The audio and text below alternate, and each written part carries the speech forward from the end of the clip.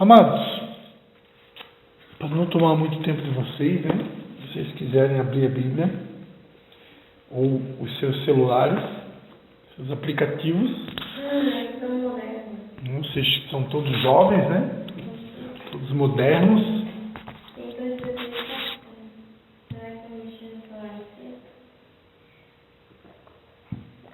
Hoje, as crianças só acabam no telefone. A célula de jovens hoje, né? Treinando para pregar para jovens. Primeira carta de Paulo aos Coríntios, capítulo de número 1, versículos 57 e 58. Primeira carta de Coríntios, capítulo de número 1, versículos 57 e 58. Perdão, queridos, 1 Coríntios 15. Meu Deus, deu uma bola fora agora. Não tem. 1 Coríntios 15. Também estava procurando, tem toda vez daqui a pouco. 1 Coríntios 15. Diz assim: mas graças a Deus que nos dá a vitória por nosso Senhor Jesus Cristo. Portanto, meus amados irmãos, sede firmes e constantes, sempre abundantes na obra do Senhor, sabendo que no Senhor o vosso trabalho não é vão. Amém? Vou repetir. Mas graças a Deus que nos dá a vitória por nosso Senhor Jesus Cristo.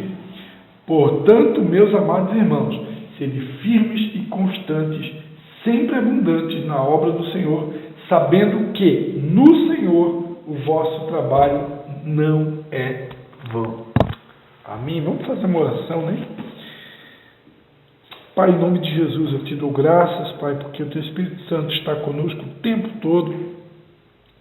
O Senhor é quem conduz as nossas vidas, o Senhor é quem nos inspira, o Senhor é quem nos dirige, o Senhor é quem nos instrui. E nós te louvamos pela tua presença e só te pedimos, continue conosco até o final, nos orientando, nos ministrando, nos usando como instrumentos em tuas mãos para edificar a tua igreja, Senhor. É a nossa oração em nome do Pai, do Filho e do Espírito Santo. Amém. Amém, queridos? Então, faz alguns dias, né, que nós temos sido ministrados pela nossa cobertura espiritual sobre o desejo de Deus que a gente possa apresentar a eles frutos permanentes, né? No Evangelho de João, capítulo 15, né, Jesus Cristo disse: eu vos designei para que vocês possam ir e dar frutos, e frutos que permaneçam, né? Então, Deus espera que nós possamos dar frutos que permaneçam. E esse fruto que permanece está ligado ao nosso caráter, né? Eu acredito que Deus espera que de tempos em tempos nós possamos apresentar uma transformação, mudanças, né, de hábitos, mudanças de comportamento, mudanças de atitudes. O nosso velho homem, né, ele precisa realmente ser crucificado e nós precisamos agora, como uma nova criatura, apresentar um novo estilo de vida, né? Um novo estilo de vida, né? Mudanças significativas. As pessoas precisam ver em nós mudanças significativas, né? O velho Anderson não existe mais. A Sabrina, que no passado, de repente, cometia algumas práticas, alguns comportamentos, algumas atitudes que, de repente, não estavam em linha com o coração e com a palavra de Deus, essa Sabrina não existe mais. Aquela Anne Cristine, lá do passado, que, de repente, tinha algumas práticas, algumas atitudes, alguns comportamentos que não estavam em linha com a palavra de Deus, nem com o coração de Deus, ela não existe mais. Da mesma forma, o pastor Cristo, né? Então, Deus espera que, de tempos em tempos, nós possamos amadurecer. E à medida que a gente vai amadurecendo, alguns comportamentos nossos do passado já não condizem mais com a nova criatura, né, que Deus espera que possa ser manifesta nas nossas vidas, através das nossas vidas. Está dando para entender? Então, esse fruto, essa mudança, essa transformação, precisa ser uma transformação permanente, né? Duradoura. Eu não posso hoje apresentar uma transformação, uma mudança significativa que eu alcancei em Cristo, só que depois da manhã essa mudança não existe mais. Entendeu? Ou seja, depois da manhã eu volto a praticar os mesmos erros, eu volto a cometer os mesmos pecados. O velho Christian, a velha Anne, o velho Anderson, a velha Sabrina ressuscita das cinzas e começa novamente a cometer os mesmos erros que cometia lá no passado. Isso não pode acontecer. Se isso acontecer, significa que o tipo de fruto que eu estou apresentando para Deus não é um fruto permanente, né? É disso que o texto de Paulo aos Coríntios está falando. Portanto, meus amados irmãos, diga-se de passagem que esse versículo aqui é o versículo que o meu pai, pastor Dalcine, mais ama. Não, é difícil ter um culto que ele não cita esse versículo. Inclusive, esse versículo está no envelope de dízimos, né? Da Igreja Batista Restaurando Amor, lá na cidade de Canani, né? Pode, se um dia vocês for lá, preste atenção no que está escrito no envelope do dízimo. 1 Coríntios 15, 58. Então, escrevendo aqui aos Coríntios, Paulo declara, né? Sejam firmes, primeira coisa, sejam firmes e constantes. Ou seja, sejam permanentes, né? Não oscilem. O cristão não pode ser hoje uma coisa, amanhã é outra. Hoje eu sou fiel, amanhã eu sou infiel. Hoje eu sou paciente, amanhã eu sou impaciente. Hoje eu sou uma pessoa amorosa, mas amanhã eu me transformo num cara ranzinza, né? Sem amor para dar. Eu não posso ser uma pessoa oscilante. Eu não posso, como cristão, hoje ser uma pessoa, amanhã eu sou outra, né? Eu não posso ser alguém inconstante. Eu preciso ser constante. Eu preciso ser alguém firme, alguém que não oscila. E eu acredito, amado, que essa firmeza, essa constância, ela deve acontecer em todos os aspectos, né? Eu tenho que ser firme e constante na minha renúncia, firme e constante nos meus hábitos, na minha transformação, firme e constante na minha entrega de finanças na casa de Deus, firme e constante na minha vida de oração, na minha vida de meditação bíblica, firme e constante nos meus procedimentos, né? Aqui escrevendo a Timóteo, é uma palavra que ela se aplica muito para jovens, né? Porque Timóteo era jovem, né? 1 Timóteo 4, versículo 12. 1 Timóteo 4, 12. Paulo escrevendo a Timóteo, né, um jovem, ele vai dizer, olha, ninguém despreze a tua mocidade, ou a tua juventude, né? Mas seja exemplo dos fiéis na palavra, no trato, no amor, no espírito, na fé e na pureza. Olha só, que tremendo isso daqui. Paulo vai dizer para Timóteo, não permita que ninguém despreze você pelo fato de você ser jovem, né? Não permita que isso aconteça.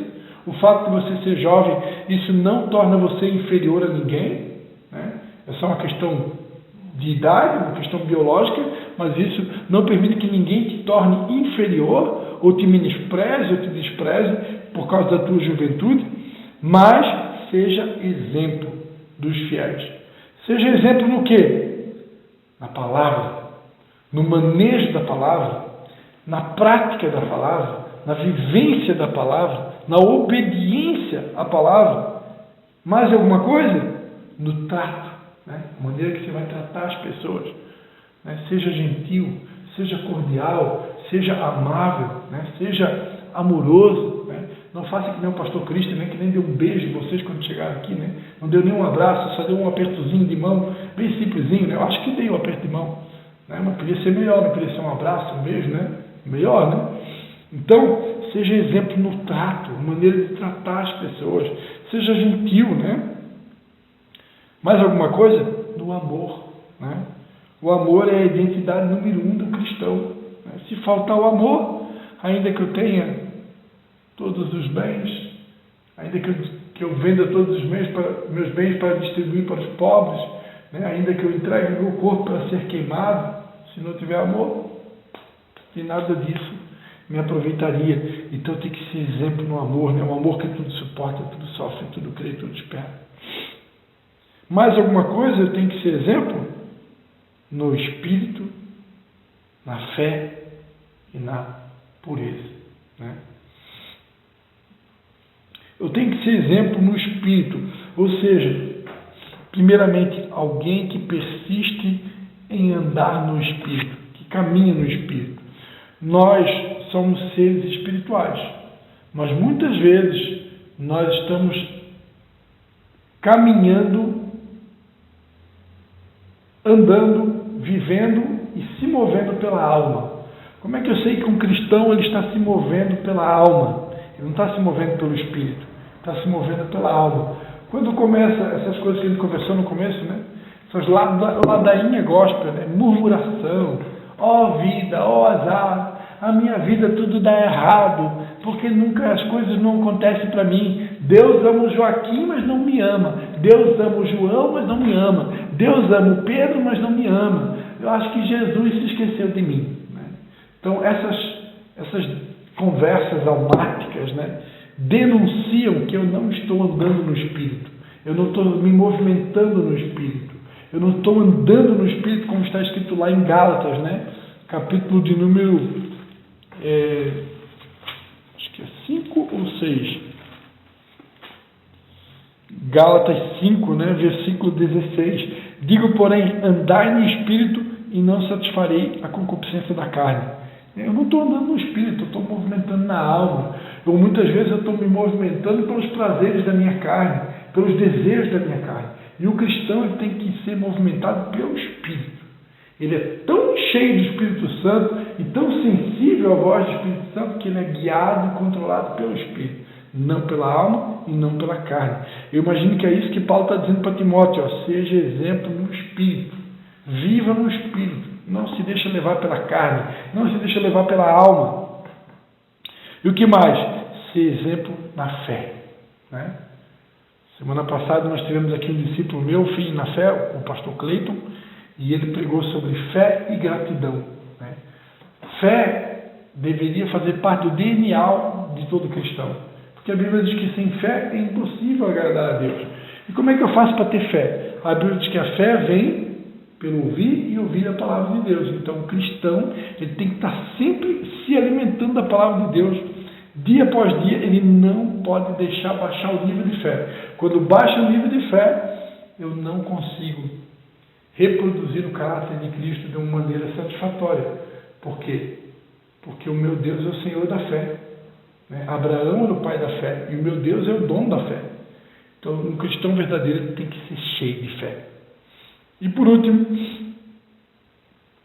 na pureza, né? Ser firmes e constantes, sempre abundantes, né? Constantes no quê?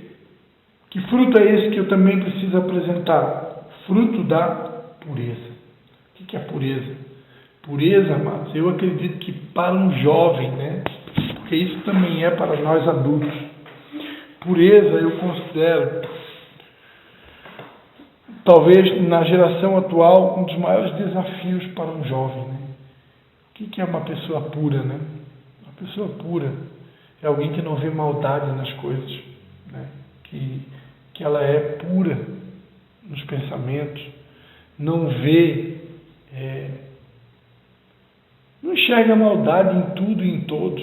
Tem pessoas que elas foram tão decepcionadas com outras pessoas ao longo da história que não acreditam mais no ser humano. Não acreditam no que está escrito na Bíblia, né? Que ainda que a árvore venha a morrer, né? O tronco ao cheiro das águas brotará, né? Uma pessoa que é pura, ela acredita no bandido, ela acredita no viciado, ela acredita no maconheiro, ela acredita no transexual, no bissexual, ela acredita no traficante, ela acredita no homicídio, no assassino, ela acredita no ser humano. Por maior que seja o pecado, o erro que ele possa ter cometido, uma pessoa pura, ela acredita que Jesus pode transformar qualquer pessoa. Não tem impedimento. Agora, uma pessoa impura, ela já começa a desconfiar. Será que Deus pode transformar mesmo? Uma pessoa impura, ela vê maldade nas coisas. Um homem impuro olha para uma mulher, não vê nela uma irmã, não vê nela uma amiga, uma mulher, mas pode olhar para ela como um objeto sexual, pode olhar para ela como um objeto, um pedaço de carne. Da mesma forma, uma mulher pode olhar para um homem sarado, né, de academia, né, cheio de músculos, né? Meu Deus, né? Que coisa mais linda, né? Só que ela pode achar lindo sem maldade. Uma mulher pode achar um homem lindo. A minha esposa outro dia, né, estava lá mostrando para mim os coreanos do dorama que ela achou bonito, né? Então, achar um homem bonito, achar uma mulher bonita não é pecado. O pecado é cobiçar. O pecado é a impureza, né? O pecado é quando eu vejo com maldade, né?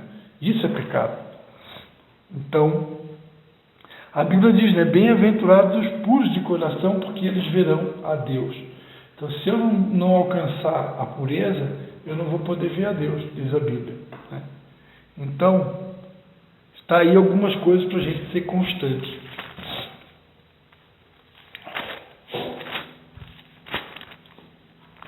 Voltando aqui para o nosso texto, 1 Coríntios 15, né?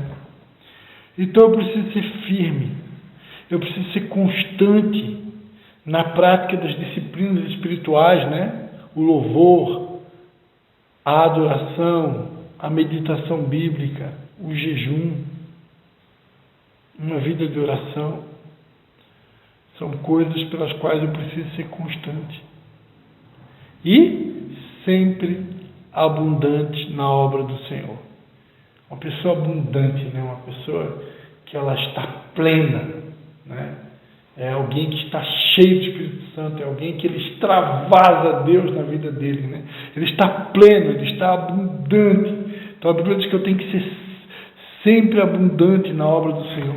Eu gosto do texto de Romanos, que diz que nós temos que ser fervorosos no Espírito, né? Seja uma pessoa incendiada do Espírito Santo, sabendo que no Senhor o nosso trabalho, ou o vosso trabalho, não é vão. No Senhor, amados, tudo aquilo que eu faço em Cristo, tudo aquilo que eu faço no Senhor e para o Senhor, não é em vão. Servir a Cristo não é em vão. Nunca foi e nunca será em vão. Amém? Vai valer a pena. Como dizia aquela música do Ministério Livre para Adorar, né? Vai valer a pena. Amém? Hoje eu vou pedir para o Anderson orar, porque eu não me alimentei corretamente e eu estou no meu limite. Vou pedir para o Anderson orar, então, para que Deus possa nos dar, né, essa graça de permanecer firmes, constantes. Eu não posso desistir. Desistir para mim não é opção, né? Desistir não é opção. Eu preciso ser firme e constante. Eu preciso apresentar frutos permanentes e eu preciso ser um fruto permanente. Alguém que não desiste, alguém que é indesistível, como dizia a pastora Ludmila Faber, né? Segundo o dicionário de Ludmila Faber, crente indesistível. Ora para nós, Deus. Amém. Deus, ó Pai, obrigado, Deus, ó Pai, pela palavra, Deus, ó Pai, que Tu nos deste essa noite, Deus, ó Pai. E que essa palavra, Deus, ó Pai, venha se firmar em nossos corações, Deus, ó Pai. E que a gente nunca venha desistir, ó Deus, ó Pai, e que a gente venha apresentar a Ti, ó Deus, ó Pai, frutos bons, ó Deus, ó Pai, e permanentes, ó Deus. Deus, ó Pai, venha transformando as nossas vidas, Deus, ó Pai. E que o velho, ó Deus, ó Pai, não venha ressuscitar, mas tenha um fim, um ponto final, Deus, ó Pai. E Deus, ó Pai, que o Senhor transformar nossas vidas, Deus, ó Pai, de uma forma, Deus, ó Pai, que a gente venha se aprofundar mais em Ti, ó Deus, ó Pai. Que Seu amor, Deus, ó Pai, venha, ó Deus, ó Pai, nos abraçar, ó Deus, ó Pai, que a gente venha ficar pertinho de Ti, ó Deus, ó Pai. Amém, Senhor, em nome E de que a gente Jesus. venha te buscar, ó Deus, ó Pai, como não se houvesse amanhã, Deus. Que a gente, ó Deus, ó Pai, venha estar, ó Deus, ó Pai, o nosso estar atento, ó Deus, ó Pai, para escutar a Tua doce voz, para a gente escutar, ó Deus, ó Pai, o caminho que tem que seguir, Deus. Deus, ó Pai, que Seus passos, Deus, ó Pai, venham sendo nossos passos, ó Deus, ó Pai. Nos guia, ó Deus, ó Pai, como um pai guia um bebê, Deus. Nos guia, ó Deus, ó Pai, para a gente permanecer no Teu caminho, ó Deus, ó Pai. E que a gente nunca venha desistir e nunca venha voltar para trás e nem olhar, porque, ó Deus, ó Pai, a gente sempre vem olhar para Ti, porque o Senhor é o caminho, ó Deus. Só tenho a Te agradecer, ó Deus, ó Pai, pela Tua presença aqui e pela Tua presença em nossos É meios. verdade, Senhor. Muito obrigado, Pai. E só tenho a Te agradecer por tudo. Sim, Deus, muito obrigado, Senhor. Amém. Amém, queridos. A gente vai parar por aqui. Já estou, como é que chama? Desidratado, né? Mas tenho certeza que Deus ministrou muita coisa aqui hoje à noite, né? Que bom que está sendo gravado, depois dá para ouvir de novo. E é isso, né? Deus está despertando a sua igreja. O que eu tenho visto, o Espírito Santo tem feito nos últimos dias, Deus está despertando a igreja. Eu creio que a gente vai viver um grande avivamento e eu acredito que é realmente aquilo que foi profetizado sobre o Brasil, né? Que o Brasil seria celeiro de missões, né? E que do Brasil se levantariam grandes profetas, homens de Deus para as nações da terra. Eu creio que isso vai se cumprir. Deus já está fazendo e Ele vai levantar os seus profetas, né? E nós vamos ter um tempo de despertamento. Aqueles que estiverem dormindo, que estiverem apagados, Deus vai acordar essas pessoas, né? Porque Deus não quer perder ninguém, né? Ele quer usar tudo e a todos, né? Porque Ele quer salvar as almas, né? E para isso Ele precisa despertar aqueles que já estão salvos, mas que estão cochilando, né? Porque tem um propósito para ser cumprido e muitas pessoas perderam o foco, né? Perderam o foco. E eu preciso resgatar isso. Amém? Hoje eu não trouxe lanchinho, vou ficar devendo o lanchinho, tá? Mas já estão liberados, né?